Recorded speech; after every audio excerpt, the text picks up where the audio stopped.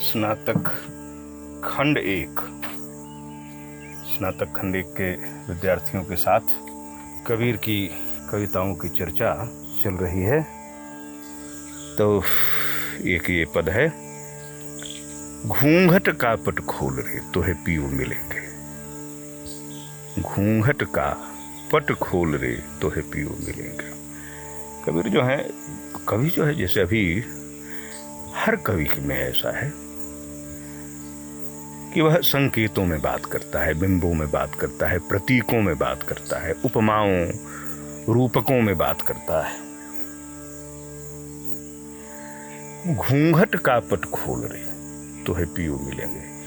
अब भाई जब विवाह होता है तो बगैर घूंघट उठाए पिया से मेल कैसे होगा? घूंघट तो खोलना होगा, दोनों एक दूसरे को देखेंगे, परिचय होगा। दर्शन परिचय का पहला चरण है, पहली सीढ़ी है, और बिना परिचय के प्रेम नहीं होता। आचार्य शुक्ल ने कहा कि बिना परिचय के प्रेम नहीं होता। भाई घूंघट खुलेगा तब तो परिचय होगा। यह तो लौकिक अर्थ है। कबीर क्या इस लौकिक संदर्भ के माध्यम से क्या कहना चाहते हैं? घूंघट से चेहरा ढका रहता है ना, एक आवरण है, असलियत सामने नहीं आती। बिना घूंघट के भी लोग घूंघट चढ़ाए रहते हैं, घूंघट ताने रहते हैं। चेहरे पर आवरण होता है, मन में कुछ और, ऊपर कुछ और। जो है ना कहावत, मन में राम बगल में छुरी।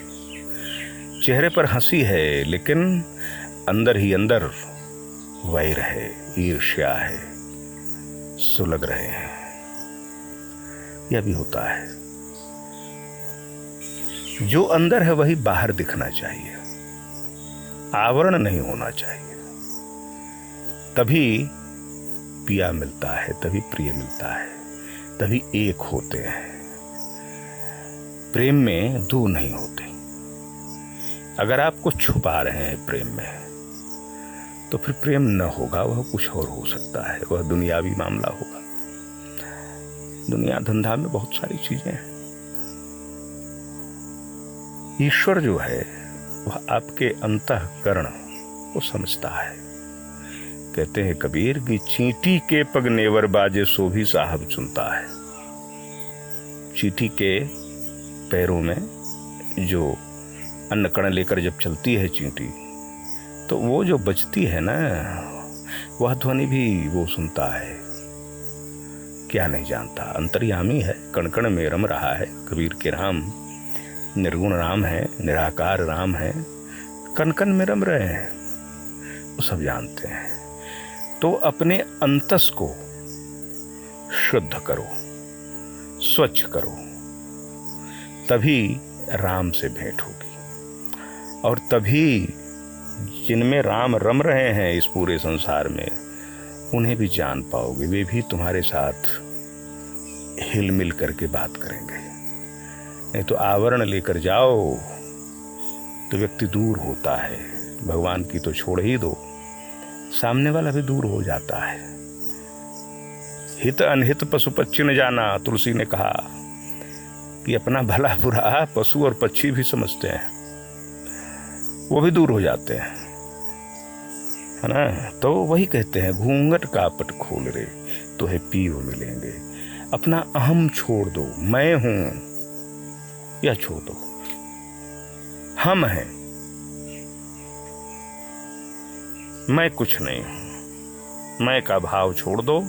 यह घूंघट, यह अहम, यह मैं ही है।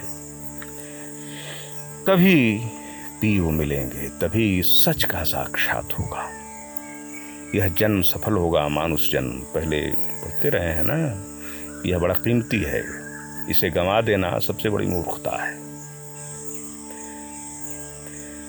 घट घट में वह साईं रमता। कहते हैं कि वो तो घट घट में रम रहा है, कण कण में रम रहा है। घट यानी संसार की रचना। जो भी रचना है संसार में, जो कुछ है वह घट है। आदमी भी, बकरी भी, पेड़ भी, पत्थर भी, लोहा भी, लक्कड़ भी, सब घट हैं, सब में वह साईं रम रहा है, कटुक बचन मत बोल रे। घट घट में वह साईं रमता, कटुक वचन मत बोल रे। कड़वा वचन मत बोलो, कड़वी बातें मत बोलो, प्रेम से पेश आओ। मैं जो बार बार कहता हूं कि राम जो है कबीर के लिए केवल राम नहीं है, राम जो इस पूरे संसार में रम रहे हैं, उन सबसे प्रेम की बात भी कबीर कहते, नहीं तो ऐसी बात क्यों करते। कटुक वचन मत बोल रे। कड़वा बोलोगे तो मन धीरे धीरे मैला होता चला जाएगा। कड़वा कौन बोलता है? दो तरह के लोग कड़वा बोलते हैं। साधु भी कड़वा बोलते हैं, क्योंकि देखते हैं कि यह आदमी सुधर नहीं रहा है। कबीर भी कड़वा बोलते हैं। लेकिन साधु पुरुष जो है भले के लिए कड़वा बोलता है, और दुष्ट जो है वह अपने स्वार्थ के लिए, दूसरों को सताने के लिए, अपने लोभ और अपने लालच को पूरा करने के लिए बोलता है। तो कहते हैं कि कटुक वचन मत बोल रहे, प्रेम से बोलो, प्रेम की बात बोलो। ऐसी बानी बोलिए मन का आपा खोए, औरन को शीतल करे आप हो शीतल होए। कहते हैं ना, कबीर का ही दोहा है, उन्हीं की साखी है। आगे देखो, धन जो बन को गर्भ न कीजिए। बार बार कहते हैं इस बात को। धन और यौवन झूठी चीजें हैं, नष्ट हो जाती हैं, आज न कल इन्हें खत्म होना है। धन जो बन को गर्भ न कीजिए, झूठा पचरंग चोल रे। चोल मन कपड़ा, यह जो रंग बिरंगे कपड़े पहनते हो, वस्त्र धारण करते हो, एक तरह तरह के फैशनेबल, आजकल ब्रांडेड की बहार है। साधारण दर्जी का सिला सिलाया अब लोग, शायद कुछ लोग कहते हैं कि और महंगा पड़ जाता है, खैर छोड़ो। तो झूठा पचरंग चोल रे, यह जो तरह तरह के वस्त्राभूषण, नाना प्रकार के रंग बिरंगे फैशनेबल जो धारण करते हो, इससे शरीर तुम्हारा टिकेगा नहीं। ये खत्म हो जाएगा, वो कपड़ा भी खत्म हो जाएगा। धन और यौवन में जो फंसे हो, उलझे हो, कहते हैं कबीर एक अपने उसमें शब्द में ही, कि रहना नहीं देश बिराना है, यह संसार कांट की बाड़ी, उलझ पुलझ मर जाना है। यह कांट की बाड़ी है, कांटों का बगीचा है। कागज ज्यों गल जाना है, कागज की तरह से गल जाना है। सुन्न महल में दिया न बारिले। देखो कबीर का जो अपना जो योग साधना है, रहस्य साधना है, वह यहाँ आ गई। सुन्न महल में दिया न बारिले, आसन सो मत डोर ले। इसका एक अर्थ साधनात्मक भी है, एक व्यावहारिक अर्थ भी है। शून्य मैंने सहज जीवन, जिसकी बात अब तक कर रहे हैं। धन और यौवन का गर्व मत करो, मन में मैल मत रखो, जो अंदर हो वही बाहर हो, सबसे प्रेम से पेश आओ। यानी वही बोलो जो तुम्हारे अंतरतम से निकलता है। और सुन्न महल में दिया ना बारिल, इसका साधनात्मक अर्थ भी है। योग साधक जब साधना में बैठता है तो धीरे धीरे समाधि की अवस्था में आता है। अपने शरीर की जो नाड़ियां हैं, मेरुदंड जो है और उसके इर्द गिर्द तमाम नाड़ियां जो फैली हुई हैं, उन्हें जगाता है। और नीचे जो तुम्हारा मूलाधार चक्र है, मेरुदंड का मूलाधार चक्र से धीरे धीरे मस्तिष्क में जो सहस्रार चक्र है, वहां तक पहुंचता है। और वहां पहुंचकर वह ईश्वर का साक्षात करता है। वहां अनहद नाद बजता है। वहां वह समाधिस्थ अपने आप में ईश्वर के संग आनंद लेता रहता है। वह आनंद जो है परम आनंद है। उस आनंद का कोई उदाहरण नहीं, उसकी कोई उपमा नहीं दी जा सकती। ऐसा ही आनंद आता है जब सहज जीवन व्यक्ति जीता है और दूसरों के सुख दुख में शामिल होता है। दूसरों के दुख में शामिल हो, खुशी में शामिल हो, देखो कितना आनंद आता है। वह भी वही परमानंद है। वह भी मानो ईश्वर का साथ है। जो हमारे सात्विक भाव हैं, प्रेम, दया, त्याग, पर दुख कातरता, सहानुभूति, करुणा, दया, ये सब जो हैं, इन्हें बरतता हुआ व्यक्ति जो है इस संसार में ही उस परम सत्ता की सानिध्य का आनंद ले सकता है, लेता है। किसी रोते हुए को चुप कराने में जो आनंद है ना, किसी सताए जाते व्यक्ति को बचाने में जो आनंद है, बेटी की शादी है किसी की, उसकी मदद करने में जो आनंद है, कोई रोग चर्चर है, उसके पास संपत्ति नहीं है, उसकी मदद करने में जो आनंद है, किसी डूबते हुए को बचाने में जो आनंद है, ये जो त्याग है और दूसरों के दुख में दुखी होने का भाव है, यही सहज जीवन है। आसन सो मत डोल रे, उस आसन से डोलो मत।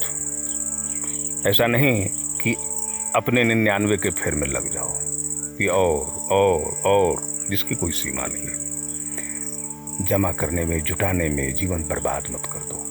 उस सहज जीवन को अपनाओ जहां व्यक्ति के अपने लिए केवल उतना ही लेता है जितने की उसे जरूरत है, और अन्य लोगों की मदद करना, अन्य लोगों के सुख दुख में सहभागी होना। जोग जुगत सो रंग महल में पिए पायो अनमोल रे, वही रहस्यात्मक साधना की बात भी करते हैं कि योग और युक्ति से, बड़े परिश्रम से उस प्रिय का साक्षात हुआ है।